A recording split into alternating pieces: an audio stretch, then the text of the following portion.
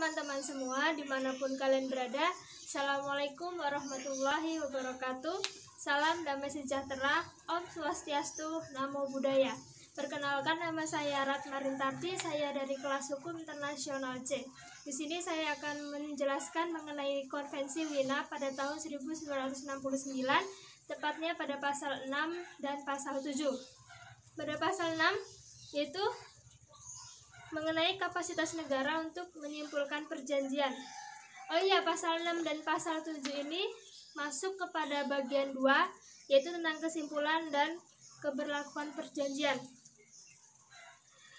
Bunyi pasal 6 yaitu setiap negara memiliki kapasitas untuk menyimpulkan perjanjian. Nah, dalam pasal 6 ini mengatur tentang kapasitas atau kemampuan suatu organisasi internasional dalam membuat atau merumuskan suatu perjanjian internasional, di mana ditegaskan dalam pasal 6 tersebut bahwa kemampuan organisasi internasional dalam membuat atau merumuskan suatu perjanjian internasional diatur oleh peraturan yang berlaku dalam organisasi internasional yang dilakukan. Kemudian pasal 7 yaitu tentang full power atau kekuatan penuh.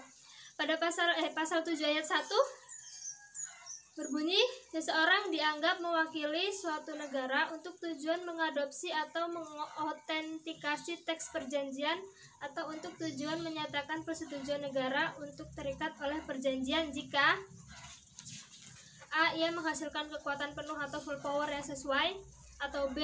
Itu muncul dari praktik negara yang bersangkutan atau dari keadaan lain bahwa mereka niatnya adalah untuk mempertimbangkan orang itu sebagai mewakili negara untuk tujuan semacam itu dan untuk menghilangkan kekuatan penuh.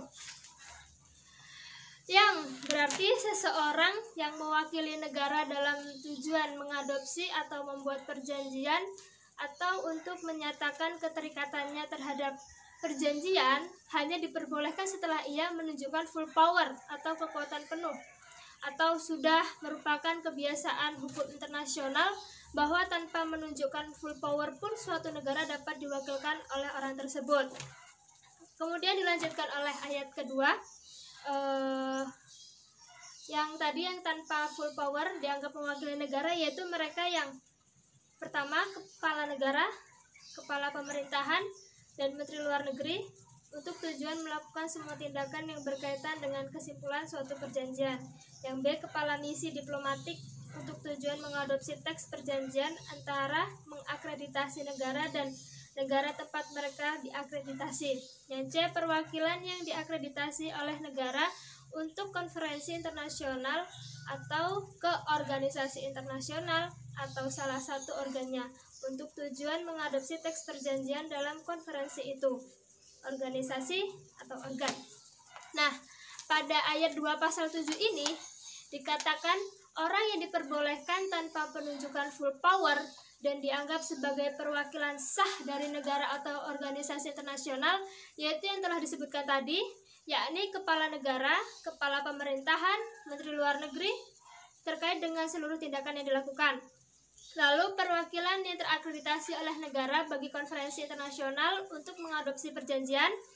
Lalu perwakilan yang terakreditasi oleh negara bagi organisasi internasional untuk mengadopsi ketentuan perjanjian pada organisasi internasional tersebut.